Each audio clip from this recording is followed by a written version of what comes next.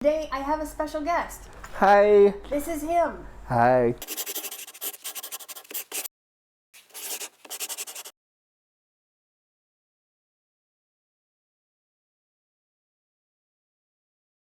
Hi, I'm Nadine Thornhill, sexuality educator. Welcome to my series, Save Sex Ed, where I teach every sex education module from Ontario's Health and Phys Ed curriculum. If you are new to the channel, you can subscribe by clicking the subscribe button, which is down below. If you'd like to learn more about the series, you can click on the I. It is somewhere above me, and as you know, I never know where. Today, I also have a special guest. This is my friend, Andrew. Hi. Can you tell us a bit about you and what you do and why you're an awesome person to talk to us about consent today? Sure, my name is Andrew Gurza. I am a disability awareness consultant and crippled content creator. I work specifically in queerness, sexuality, and disability, and I do a little bit of work in consent and talking about how when we are disabled, consent can look and feel different. So that's what we're going to talk about today. We're going to talk about consent, but we're going to talk about the ways that consent can look different for different people. The Health and Phys Ed curriculum for grades 9 through 12 outline the following learning objectives for grade 9. Apply knowledge of sexual health and safety, including a strong understanding of the concepts of consent and limits.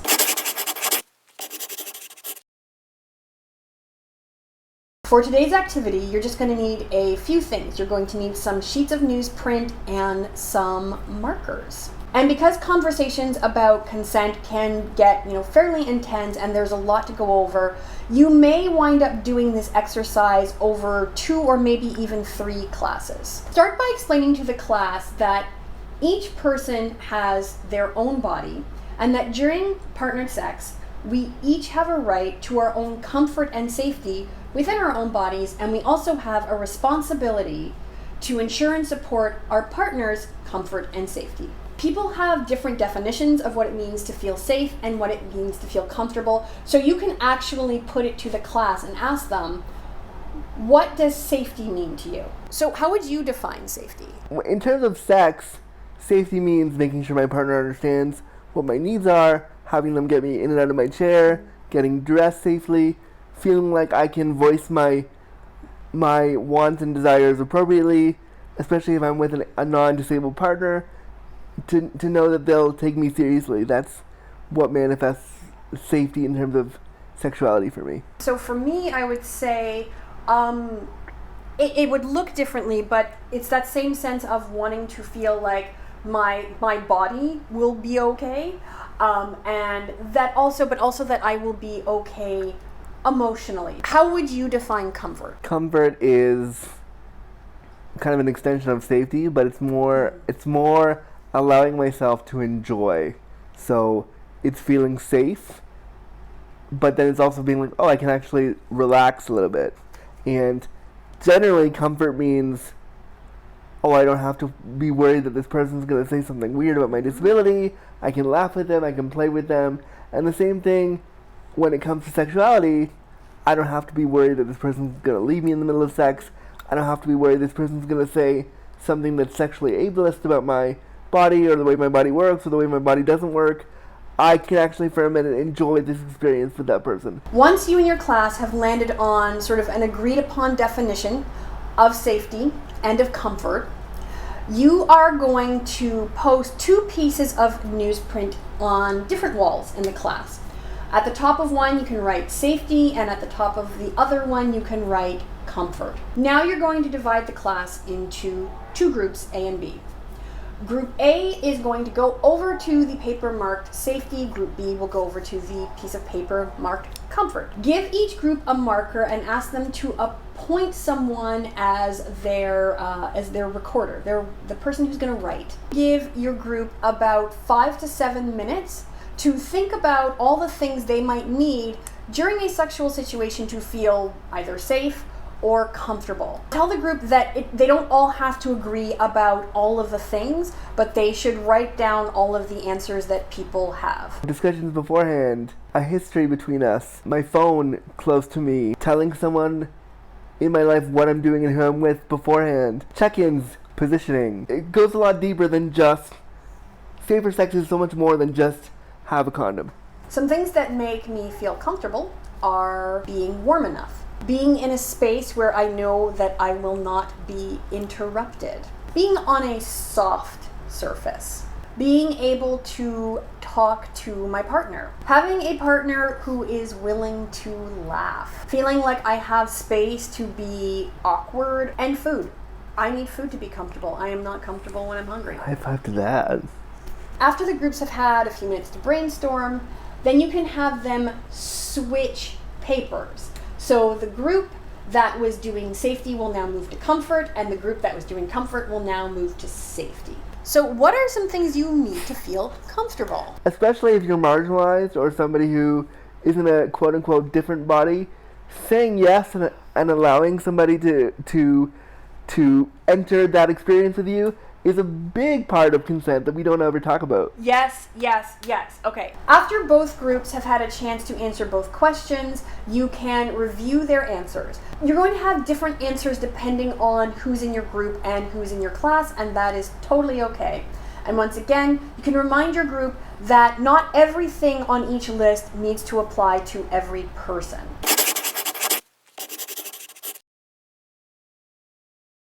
For the second part of this activity, we're going to discuss how consent can be different for people with different identities. For example, I am a racialized person. And I am a disabled person. So, what does consent look like for you as a disabled person? Consent is such a nuanced thing when you're disabled because your body is often touched a lot of the time by care workers or caregivers in really intimate ways. So you oftentimes give a lot of forced consent when you don't really want to because you need care done. So when it comes to sexuality, the idea, and because it's so very rarely talked about with respect to disability, when somebody agrees to be sexual with you, you might say yes to everything right away because you've not been given the chance to explore what your boundaries are. And so in my experience, I often said yes to everything because I didn't know any better. Right. So it can look really gray, and there's also the fact of if somebody agrees to have sex with you only once every 6, 7, 8, 9, 10 months, you might say yes because this could be your only chance for another year to engage in sexuality. So it's so much grayer than just yes and no. Right. Something that I found as a racialized person, and more specifically as a black person, is that, as a girl and a woman, I've heard, a lot of the familiar narratives around consent, that, you need to say no and assert yourself, or if something happens to you, you need to report it.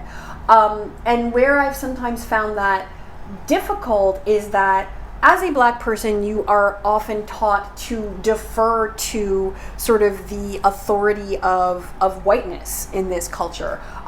So growing up, it's a lot of, you have to keep in mind how white people and how white culture is going to respond to you, regardless of what you yourself are actually, there's a plane above us, that's that noise. Awesome. Regardless of, what you yourself may be feeling or what you yourself may be wanting. And so, as you get older and you're vulnerable in sexual situations, it's hard sometimes to suddenly feel like, oh, I'm this empowered person who gets to say yes and no whenever I want. The same could be said for disability. Right. Having the empowerment to say yes and no is often never given to you because, much like how you said there's an authority around whiteness, there's also an authority around able-bodiedness. So I have to defer to, if the able-bodied lover that I'm with says we have to try this, I have to try that because the able-bodied person is quote-unquote better than me and more than me and has more privilege than I do. So, and here they are giving their body to me because they feel pity for me, or they feel sorry, or they're here doing it out of the goodness of their heart, when really I should have the agency to say, I'm not sure about this, I do want to try, but I'm nervous, but because I'm disabled and sometimes an internalized ableism tells me that I'm less than, I don't listen to that part of myself. Yeah, totally relate. We talk a lot about consent and power dynamics, but when you have a marginalized identity, you spend a fair amount of your life constantly feeling like there's just an inherent power differential between you and people who have sort of more privileged identities. Yeah. Something else that, is often in the back of my mind when I'm interacting with people is, if somebody did something to me against my will, even though I understand that wouldn't be my fault, the piece about reporting is pretty fraught for me. I'm very ambivalent about that because on the one hand, I feel that absolutely people have a right to try and engage authorities if they've been violated. But again, for me as a Black person, engaging authorities has other connotations that, police are not always, friendly or receptive or helpful when you are a Black person. I know, particularly if the person who violated you is also a Black person or a racialized person, there's also the fear and concern of how will they be treated, if they are, picked up by police. Oftentimes sexual assailants are, our intimate partners. They're people that we care about. They're people that we like. And even though they've hurt us, we don't want to put them at risk of, violence or brutality at the hands of authorities. I think authority for disability is different because if something were to happen to me, I also wouldn't go to the police because of disability. I was like, how would they treat this? The people who would probably find out sooner would be my care workers because they see my body in a different way. So it's the shame of them seeing like a bruise or them seeing something happen to me. Reporting things like abuse or STI, having that is really tough because you're not just dealing with your own body, you're dealing with someone else dealing with your body. Finally, ask your group about how other identities might affect someone's experience of consent. And those identities can be individual or they may be intersecting, which means that people have, different identities. I am a woman. I'm also a Black person. I am also a queer person. I'm queer and I'm disabled. Intersecting identities. You can talk about gender, body shape or size, sexual orientation, economic status, citizenship or immigration status, language or culture, or religion.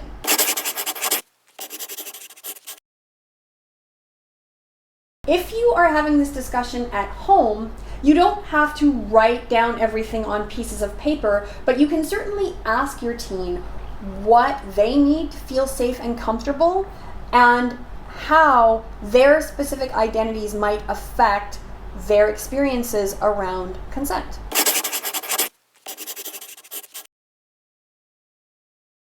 How do social justice and equity relate to consent? What can we do in moments when consent seems intimidating, complicated, challenging, or just awkward?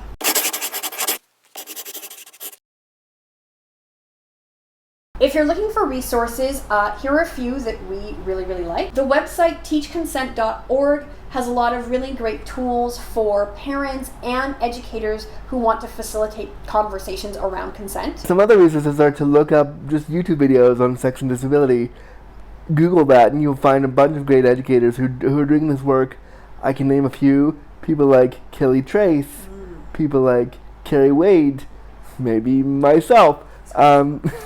There's some really great discussions happening. You just have to dig a little bit further because disability is something we don't really openly talk about a lot when it comes to sex. So you have to do some work and some digging, but they're there.